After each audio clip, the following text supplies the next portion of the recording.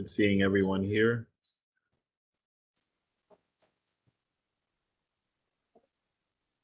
Good afternoon. All right, we're just going to wait for a few more people to come in. So hang out for a little.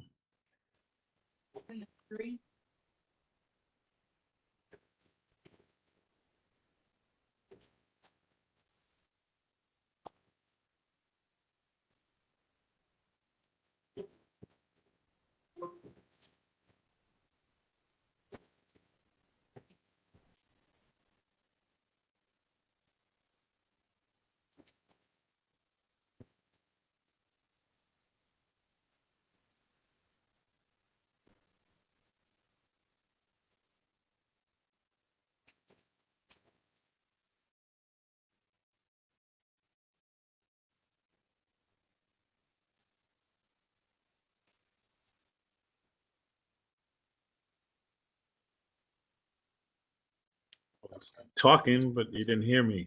It looks like we're going to start. We're just waiting for our police commissioners. I mean, no, our fire folks to come on. Looks like I think they are Commissioner Barrett is on. So this is good. But it's good seeing and hearing from everybody. Good Friday afternoon.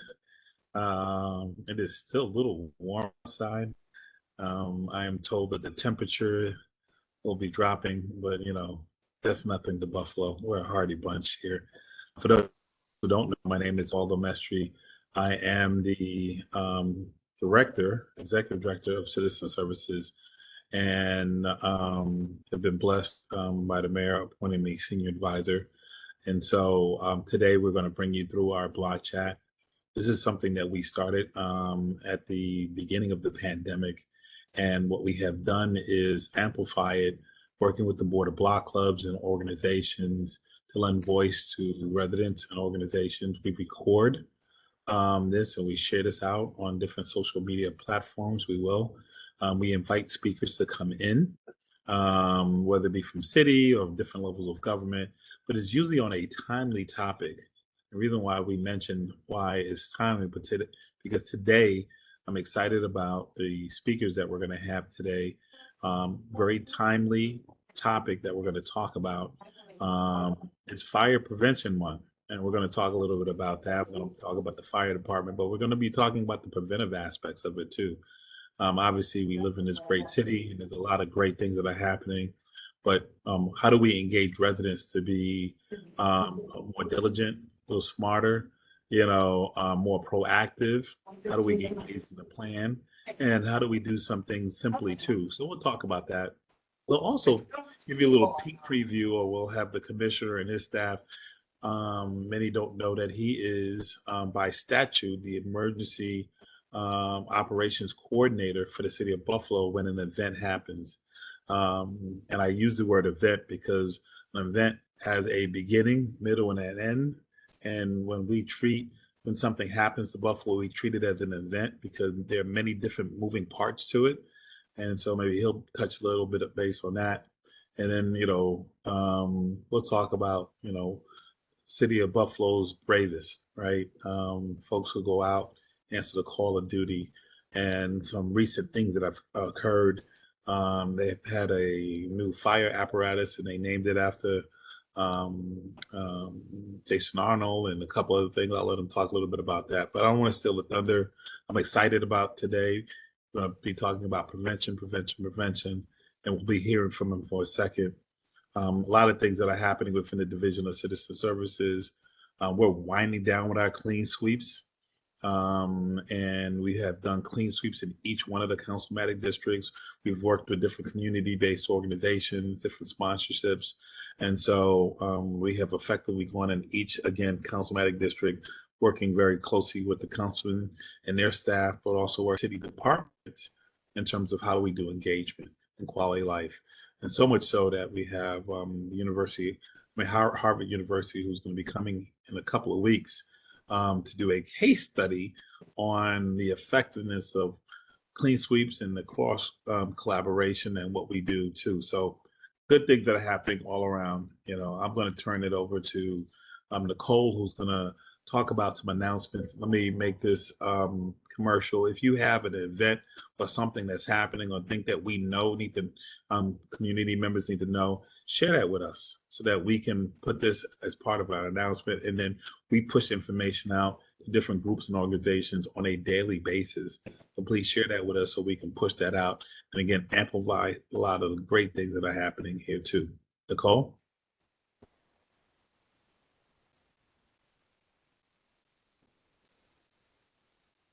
Thank you. So I'm going to quickly share my screen. There's not as many announcements today, so we'll be able to get right into the speakers. Let me know when you guys can see my screen.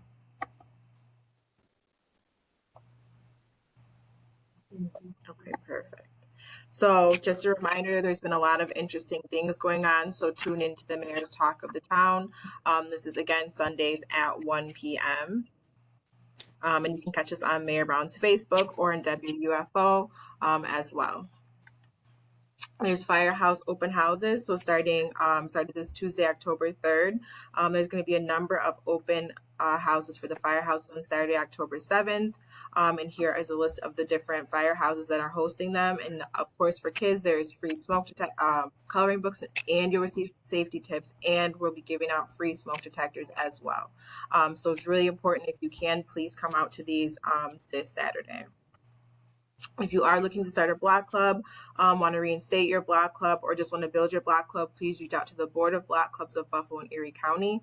They are very responsive. They have an email, phone, Facebook, and Instagram. They respond on all platforms, and they will assist you in different initiatives that you would like to implement for your block club.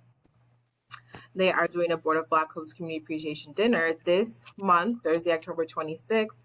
You do have to RSVP to confirm your attendance with their email on file, or you can leave a message at the phone number listed here. I will also forward this out, and I know this is on their Facebook as well.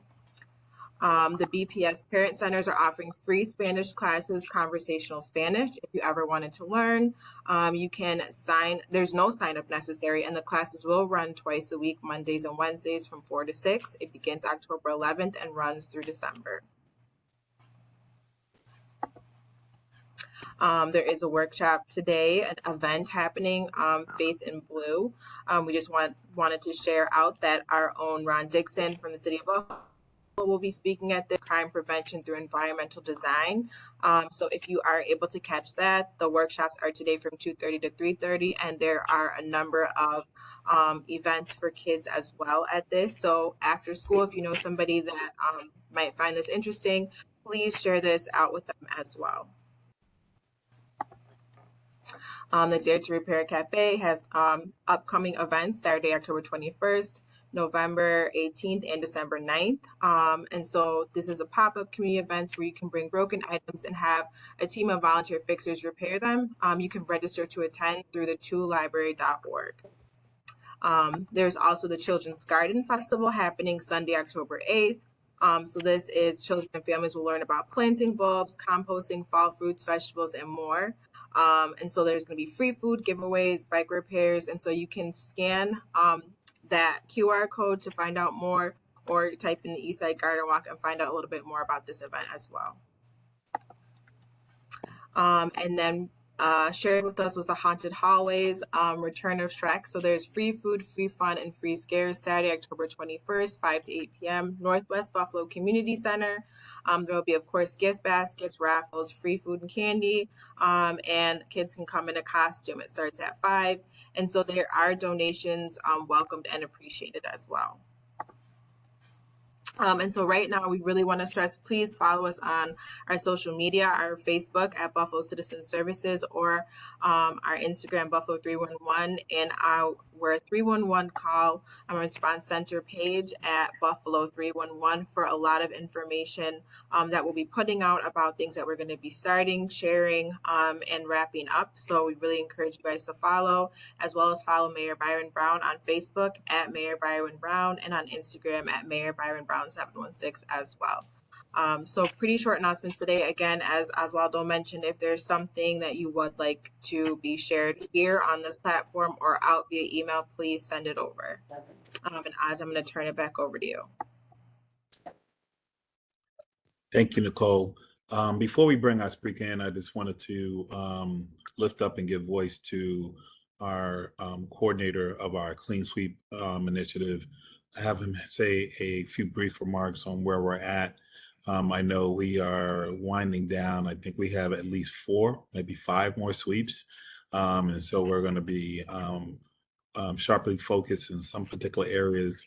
As you know, we go into each councilmatic district. Some we go in more because the data dictates that we do that.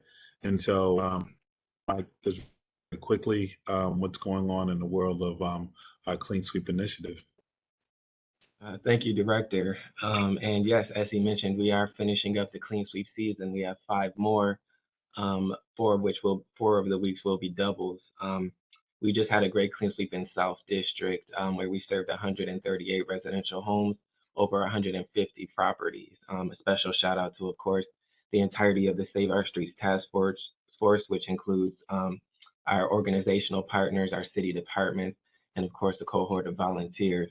I can never say enough of how much of an honor it has been to not only lead that team, but to work with these amazing community leaders. Next week, we will be heading into the Fillmore District for a double sweep off of Broadway Avenue. And special thanks to the council's office, who will be sending with us a member of his staff who can engage directly with the Bangladeshi community, so that we can, get past that language barrier and actually provide those resources on site and facilitate those quality of life discussions. Again, that will be a double, and we will be meeting at the Torrance Space Theater, which another one of our partners has gotten us into. Again, a special thank you to all of you. And of course, it is an honor to serve the community under the inspired leadership of Mayor Brown and Executive Director Mestre. And with that, I'll turn it over to Director Mestre one more time to bring on our great speakers today. Great. Well, thank you very much.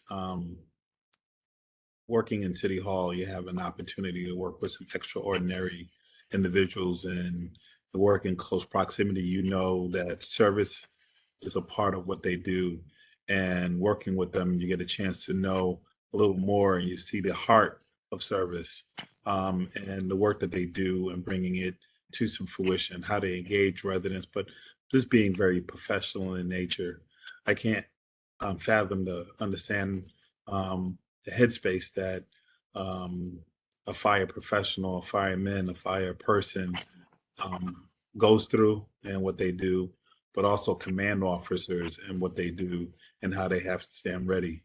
I think in the city of Buffalo, we have a great example of a commissioner who leads by example, but also is compassionate, not just for the folks that are in his department, but also for residents in the community as well too.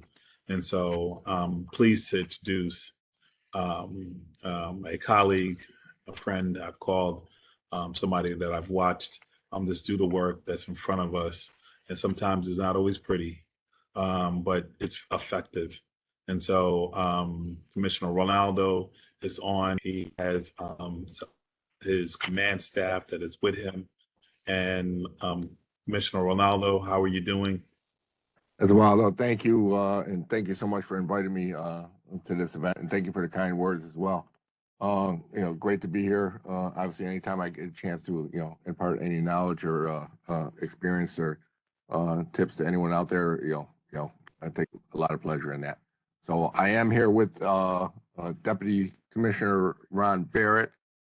He's our Emergency Services Deputy, but he's also formerly captain of fire prevention. And as Nicole mentioned earlier, this is Fire Prevention Week, and we have a number of fire prevention open houses. So we use him like this Army knife up here.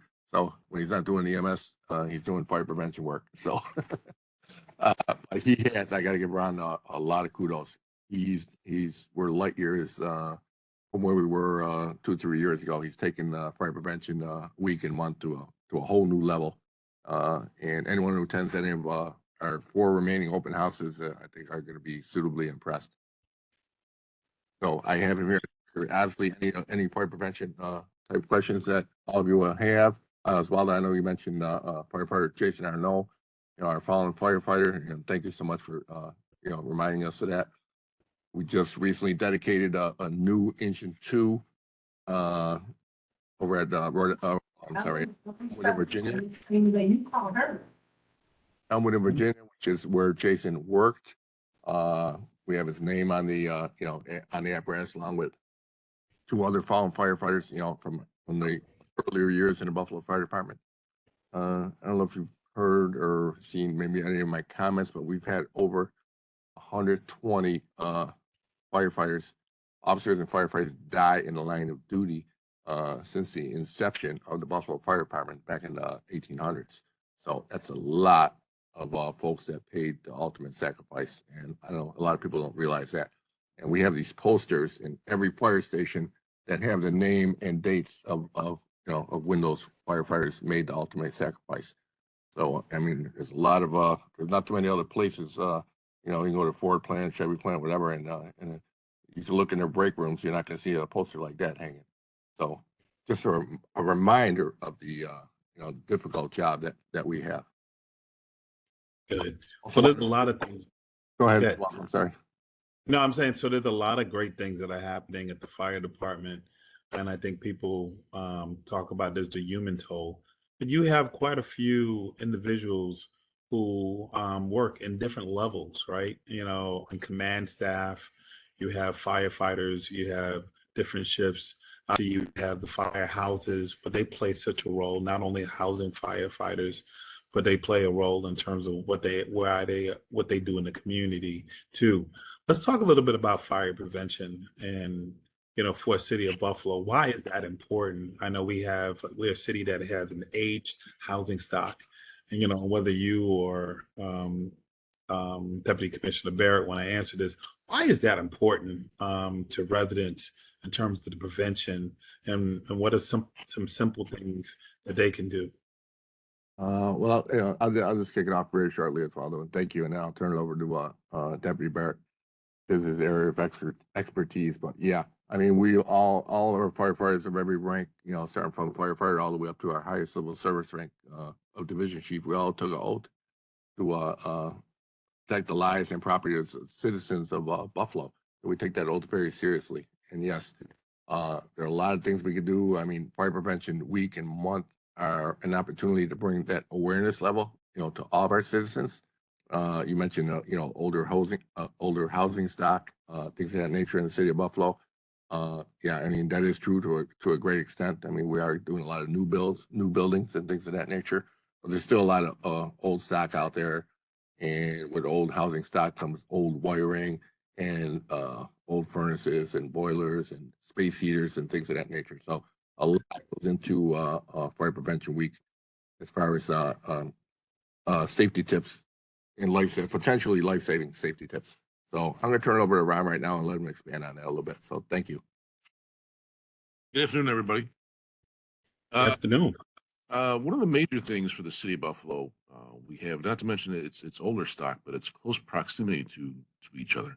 There's some areas of the city that you can walk down an alleyway, basically, there's not even a driveway. And if you extend your arms, you can pretty much touch your neighbor's house between yours and theirs, just with a 7-foot wingspan, if you will. So the important thing is obviously preventing fires, because if one were to break out, not only is your home in danger, but your neighbors' homes are in danger as well. And depending if it's a windy day, weather factors involved, if there's snow conditions that prevent us, that delay our response, that's something that these fires can start with one home, and before you know it, there's 2, even 3 homes going at the same time. So that's why, it is very important that we touch on fire prevention and keep fires from happening in the first place. Since this is October, is fire prevention awareness, it's nice that we touch upon this now, but fires don't take a holiday. They happen all year round. So it's important that we touch upon different aspects of fire prevention, not just for current season, but for other seasons as well. Right now, we're looking at our focus is kitchen fires and kitchen safety, so we can start with those. Some of the simpler things is if you're going to do any kind of cooking with grease in a pan, we recommend that before you even start cooking, make sure you find a lid for that pan, because if a fire does break out, the easiest thing to do is to put a lid on that pan. If you happen to have a fire break on a stove and now you're searching underneath cabinetry for a lid, it's just more time that's wasted, and you want to have that available before you even start your operation. Some other tips are if you have an oven fire, for example, if you can, just turn the stove off, the oven off itself with the power, turn the gas off to it. Keep the door shut. Don't open the door because it's going to feed it with oxygen. It's going to cause a big flare up. It might go into your face. The door is open. It's going to make the fire spread. So it's contained in the oven. That's what ovens do. That's what they're for. Just keep the door shut. Call 911 right away. Get your people out of the house. And biggest thing is if you're going to attempt to fight a fire, remember that a fire doubles in size every 30 seconds. So something that's on the stove top, for example, it's the size of a basketball in a pan. Yeah, I would try to put that out myself. If it's something where it looks like it's starting to spread into your cabinetry, the flames are high enough that's licking your ceiling, that's a fight you're not going to win. Again, your biggest thing is getting your family out, calling 911 right away, or having your neighbor call 911, having designated meeting sites outside. Just basically be aware of what you can and can't handle. Don't be a hero. Make sure you get your family out. Wow, great information. And I didn't know about that it doubles every 30 seconds. So I think those are the little preventive things too. I also know that they say when time changes, or Eastern whatever, you change the batteries in a the fire, your alarm, and and all of those different things. And right now we want to make sure, because code has changed, right? you know the thing that we have, some for new builds, they're wired in, right? And some of them, they have batteries that last for 8 or 10 years. Now I want to talk a little bit about that. Yeah.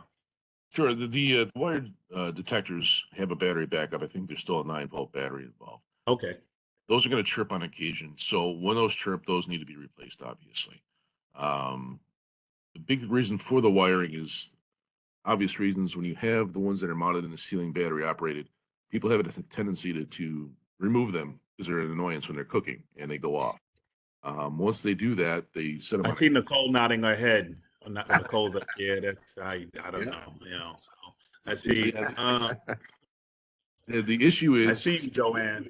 the issue is once you take them down, odds are they're not going to be put back up. So that smoke detector is now on your countertop is probably 6 feet from the ceiling. So if a fire does break out, that smoke has to now bank down 6 feet to that countertop to make that smoke detector activate, versus being right at the ceiling level. By that time, it's wasted many minutes of precious time to get out of the house. So that's why we always recommend you never want to take a smoke detector down. If you have a detector, nowadays the new code is they have to be a 10-year lithium battery permanently installed in a detector. Once that battery starts chirping or goes bad, you throw the whole detector out. There's no replacing batteries. If you have an older detector that still requires batteries, get rid of it. Make sure you go with the new ones. If you have issues where it's chirping, especially with a carbon monoxide detector, don't assume it's a faulty detector, because carbon monoxide is odorless, it's tasteless. You can't smell it, you can't see it. Always get your family out. Have someone call 911. Have the National Fuel come out. They have meters. We have meters as well. We can test for carbon monoxide. Just never assume something is faulty. Always assume that it's an emergency and treat it as an emergency. Also, when it comes to your detectors, they have a shelf life of about 7 years if you have an older one. So if your family members do have like your carbon monoxide detectors, there should be a manufacture date on the back. Look on it. If it says like 2015, again, get rid of it. It's past its prime. Have them get something new. And you want to make sure you have detectors on each floor of your home, especially your sleeping areas. Carbon monoxide, when the symptoms of it mimic the flu. So a lot of people just have carbon monoxide detectors in their bedrooms, which is great, and around their kitchen. But typically, when people have the flu, they lay down on a couch. That's what they do. They watch TV. So you could have carbon monoxide going on. So make sure you have one on each floor of your home, including your basement, because that's where your heating appliances usually are, your hot water tanks, your furnaces. And again, check them regularly. Make sure that they're not past their expiration date and they're working properly. Listen, Deputy, you gave a great commercial.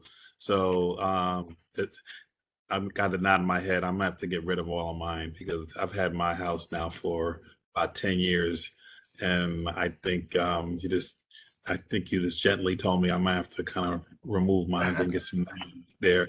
But the good commercial here is that if we still have 4 open houses, right, all throughout the city of Buffalo. And if you go, I believe you can either win or you are giving away or you are raffling off fire detectors, right? As well, this is Commissioner Ronaldo again.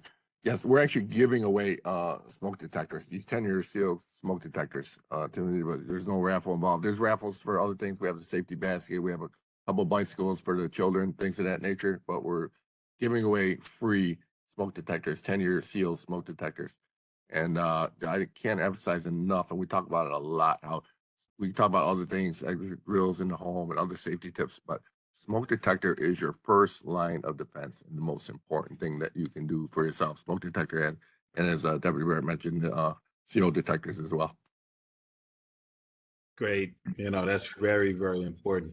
Now, you know what? Somebody also told me that, we got the smoke detectors, we talked about fires and what to do, but having a plan for your house, right? We have kids, sometimes we have elderly, and sometimes it's just sitting down and like, okay, what's the exit to go through? Sometimes it's easier to go through, if you're on the second floor. Maybe there's a ladder that can you talk a little bit about like developing a plan? Are there guidelines or what we should do? What should you do as a family? All of those particular things. Sure, you always want to find out what's the best route, if you will, to get out of the home. Some kids, if you're on the second floor, a lot of bedrooms are on the second floor unless you have a ranch home. Little kids aren't going to be able to go out the window if it's up high, more than 10, 15 feet off the ground. If there's an area that's a flat roof they can climb out onto, that's always a safe option. Always want to have a meetings spot in the home or outside the home, and especially like find a tree, find a neighbor's house of somewhere you can all meet and be accountable for one another, because this way you know immediately if somebody's missing. Firefighters get on location. You can tell them, I have 5 members of my family, 4 here. I'm missing my mother. I'm missing my son, whatever, and then give them the best location if you can of where that bedroom is or where you think they might be. Because for us, again, time is of the essence. If we have to try to figure out, is it on the front bedroom, the back bedroom, that's precious time that's wasted trying to locate your loved ones. The biggest thing too is make sure that any of these travel routes through your home are clear to debris. A lot of times we have things, in the way, kind of jutting out in the dark. If you were to catch your hip on something, you can throw your balance off. You can end up on the floor, which is another whole instance in itself. But make sure the plan works with your family and everybody's aware of the plan and is aware and kind of contributes to themselves. And also, it's a good idea to have a little practice run. I know my daughter at home, she sleeps with like a machine that mimics crickets. She's got headphones on. There's all kinds of distractions in the room. It's a good idea to just take the smoke detector, press the little test button while people are sleeping and see if they respond to it. Some people may not even wake up. They may not even hear it. It doesn't do any good if it's in the hallway and they're not responding to it. So sometimes you may have to stick a detector inside the bedroom itself. And when one chirps, they all go off kind of thing when they activate. So again, do a little practice run, see how people respond, and you may have to just alter your plans accordingly. Okay, so we have a couple of questions that came in. I'm going to read out. He says, a question sent in. If there is a safe way that we talk about generators in a house. Ooh, so talk a little bit about generators. And I guess they say in a house, which that's a no-no, but Yeah. let's talk a little bit about that, and then they put it by a window so no gas stays in the house. Just talk a little bit about that. That's what the question is. Is there a safe way, to run a generator in the house? There's several things. You never want to put a generator in a garage, be it a attached garage or a separate garage. I know there's a lot of issues, people fearing that they're going to be stolen. But the thing is, if you put it in a garage, especially, eventually you have to fill the gas because it only runs for so long. And then once you open that garage door, to enter the atmosphere to fill your gas tank itself. Now you've got a whole garage that's full of carbon monoxide, and you can probably take 3 steps into that garage and you're going to collapse if you take 4 or 5 breaths. The same thing in the home. If you were to put that in your basement, or if it's within 10 feet of an openable window or doorway, no matter how well a house is sealed, you're still going to get those fumes entering the home. So I would say minimum 10, if not 15 feet from the home that you want to have a generator running. Make sure it's attended to on a regular basis, because like I said, they can overheat. You want to make sure that you have the ability, like a small fire extinguisher, if it does break out, if you spill gas on it and it were to erupt in a fire, make sure you have the appropriate extinguishing agents nearby. But you never want to bring anything into the home, especially deep fryers, again, generators. I've seen people even bring barbecues into somebody's living room. Those are big no-nos. You never want to do anything like that, because any kind of fossil fuel will produce carbon monoxide and it will kill your family. And then I have another question, but before that, they're different fires, right? And we talked about the different types of fires. I don't know if you can talk a little bit about that. I mean, obviously a fire you want to get out of the house, but to the point where maybe if it's just beginning, there's a way to extinguish it. Different fires, you do different things to it, right?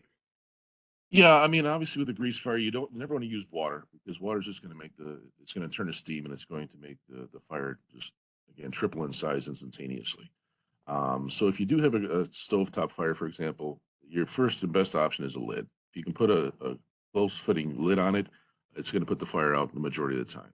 If that's not available, if you have some baking soda, that's like an Arm & Hammer kind of thing in a box, you can sprinkle that on the fire.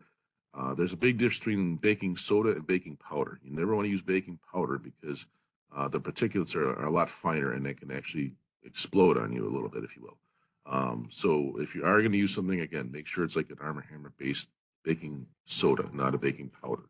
And if it is something like electrical involved, like your toaster's on fire, something like that, you always want to de-energize the unit before you try to attack the fire. So if you can, unplug it, hit a circuit breaker or something.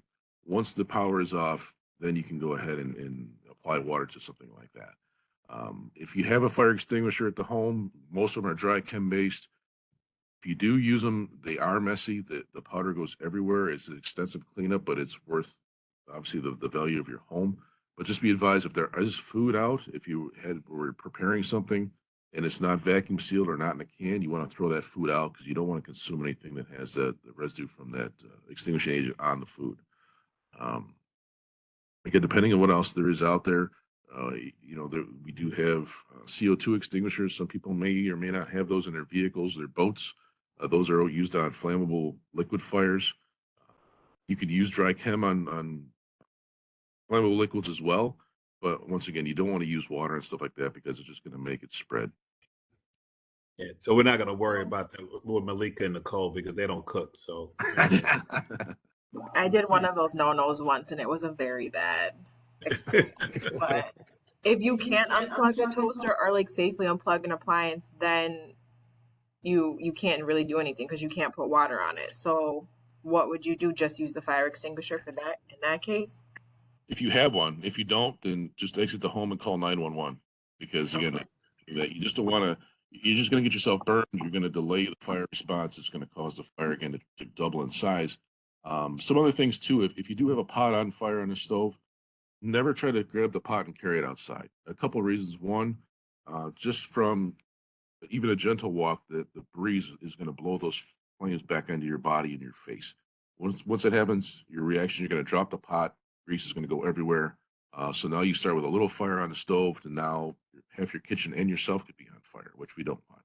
So again, never attempt to carry something on fire out of the home. Deputy, man, it sounds like you kind of was reading me a little bit. It seems like I've kind of did that too. So that was a long time ago. I was outside of my grill. I don't know what I was doing, but yeah. So any other? Oh, there's one more question here.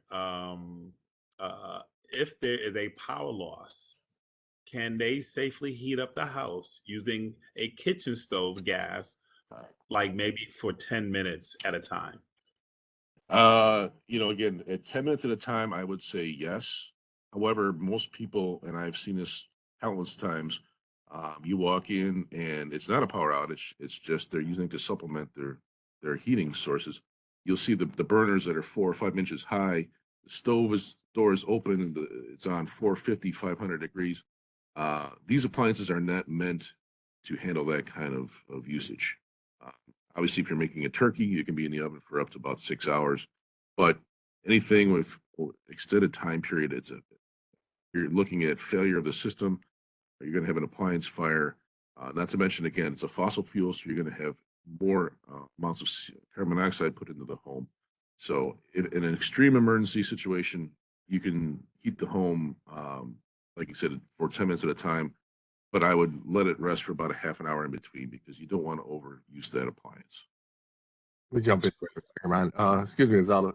I just want to piggyback on what Deputy Barrett was saying. Going back to the December blizzard, we had a number of serious fires, very serious fires, hundreds of thousands of dollars in damage. Thankfully, nobody was hurt or seriously injured, but at least 3 to 4 of those fires were caused by kitchen stoves actually being on and people supplementing their heat with those stoves. So very, very dangerous. I can't emphasize that enough. Commissioner, while you on, I do know, and I know the mayor is going to be unveiling a plan. You have been meeting with the mayor and several department heads and community members in the community.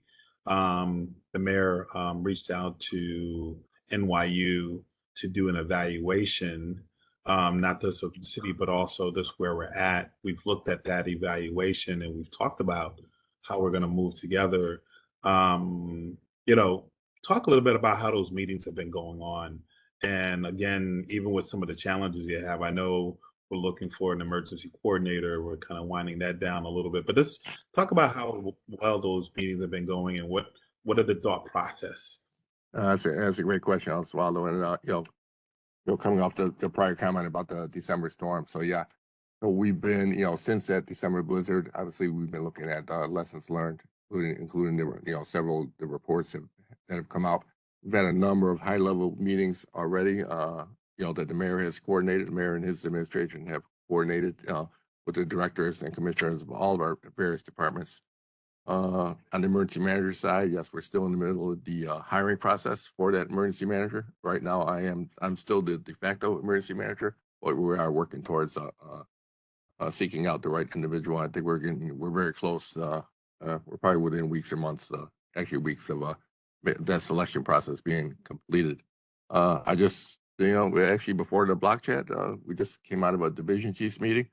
Division chiefs are our highest civil service rank in the Buffalo Fire Department, and we're meeting them along with myself and the rest of the command team. And the subject of that meeting was the winter storms and what our preparations were for that. And we've done a lot since the blizzard, actually previous to the blizzard, as far as improving, and not only in the apparatus, from an apparatus standpoint, from the communication and coordination standpoint, and from a personnel standpoint as well. So one of the things myself and my staff is focused on is keeping the department fully staffed. Number one, we begun that process back in 2018. Because not only do you need, obviously apparatus and equipment, but you need the personnel on hand as well. And you need a sufficient number of personnel to operate this department this size and protect the city this size. For instance, during the blizzard, our firefighters were, in the firehouses for up to 96 hours at a time. And had we not been fully staffed, we wouldn't have been able to rotate people out of those positions and man all of our firehouses 100% of the time, which we're able to do. I can go back to the pandemic, the height of the pandemic, the same thing. Other fire departments, other cities were not as fortunate as we were because they weren't as fully staffed. So we never had to consolidate services, during the pandemic. We never had to close fire companies. And all of our fire stations were staffed 100% of the time, 24/7. So we're very. But you've also fortified many of the houses as well. When I say fortified, making sure that they've always had the necessary requirements, but either updated, making sure there's generators there, making sure that there's certain protocols there, whether it be COTS or whatever. I think those are existing, but just updating and I call it fortifying, right?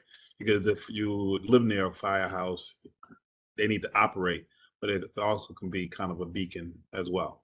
And that's a great point. And we didn't do it ourselves either. We have a lot of partners. Our motto is one team, one fight. So our other commissioners, our directors, DPW, Buffalo Police, the buildings department, they all help us, do a lot of that fortification that you're alluding to as well. Though. So yes, and as I said, the process is ongoing. We've had a number of our kickoff meeting for our what we call our emergency planning committee is on October 17th. We have an outside vendor coming in, and they're going to review and update our emergency plan. We're going to have members of the administration, obviously members of the high level members of each department participating in that, and we'll have an update and sometime in October. So we're leaning in the right direction as far as all the processes and procedures go. Listen, I love that logo. I mean, what you just said, one team, one fight, right? And I think that's an important thing in terms of making sure that we're all communicating and talking together. It's very, very important. Commissioner, my office has, and we will be reaching out to you. You know that we engage residents in place is very, very important. We're planning on doing a series within the next 2 or 3 weeks of doing some emergency preparation. We have a tool that we can identify the most vulnerable communities, right? And we're going to go and identify a community center, a church, whatever, and we're going to do these workshops. We're going to work very closely with your office. I think American Red Cross, I think the county as well. And we're going to do a lot of best practices. One, informing residents, that's what we talked about, so that when an event happens, what to do. And then also we're going to try to put together some kits so that we can give to residents as well too. So we're going to include you in that office. Nicole will be reaching out to you, Mike from my office, I think. And we're going to be working very closely with the Board of Block Clubs with this as well, and do lessons learned as well too. And then eventually down the line, working with one of your deputies, one of your staff, this idea of Nicole, what are the individuals we call again? The certs. We're going to try to maybe talk a little bit about that, but working and coordinating with you to assist you in putting that together. So it really just speaks to working together, listening to residents, and including them as part of the decision-making process. Thanks a lot. We really look forward to working with the Division of Community Services. Obviously, we know we work well with everybody. Really looking forward to that. We started this block chat. I was talking about service to the community, and of course, yourself and your staff are all about that. But the fire department is all about service. But most of our best firefighters, all our best firefighters, have a propensity to serve, and that's why they're in the career that they are. So, thank you for this opportunity. No problem. Listen, even when you guys retire, you guys are doing stuff. I was out on Broadway with one of your retirees, Leonard Lane. And some other retirees working with him, and he was giving food out to folks on the east side of Buffalo and clothing and all of that stuff. So I mean, it's in your veins, You're right. It is in our DNA. You're right. But Deputy Barrett has some last parting words, if you don't mind, as well. Though. Please do. Please. Sure. I just want to touch upon with the seasons changing. Those that have fireplaces that they utilize, especially ones with their main heat source, make sure that they get those cleaned professionally. Don't use those creosote logs or anti-creosote logs they sell in the store. Those are junk. They give you a false sense of security. Make sure that, again, it gets done annually and by a professional. And I also want to touch upon the one big thing that the question is about open burning in the city of Buffalo. We get a lot of questions of, can I have a backyard little burner going or something? Yes, Walmart will sell you those, but they're still technically illegal in the city. We don't go out looking for them, but if the neighbor calls and complains about smoke, especially going into their home, or they're just concerned about it, if we do respond, we have an obligation to put the fire out and just let the citizens know that it is illegal and not to partake in such things. The biggest thing also I want to touch upon before I go, not a lot of people are aware that we want to get the word out. We do have a program within our fire investigation unit called J-Fire. It's for juvenile fire center intervention through response and education. If you have children that have a propensity for playing with lighters, matches, maybe they've started some small fires in the garage or outdoors somewhere and you've caught them, you're concerned about this becoming habitual, call us. We can set something up, and we have people that are trained to go and speak to not only the children, but the parents as well, and give them education aspects to prevent it from getting worse. And Wow. Listen, I think I almost forgot you do have a unit that are firefighters, but they're officers. They have peace officer statuses, and they particularly do fire investigations. And so we often forget that you have to be trained to do that as well too. So um, shout out to those officers in that particular program. Being proactive in those particular community. We have only a few more minutes left. I wanted to open it up if there's any more particular questions for the fire commissioner or the deputy there. Any particular questions anybody have? Well, listen. Oh, okay. Well, listen, commissioners, I want to say thank you very much for coming out to our block chat. Listen, this was informative. I feel like Deputy Barrett has my number because I do have a fireplace. You know, I might have to talk to him about getting some people who know how to go ahead and clean it.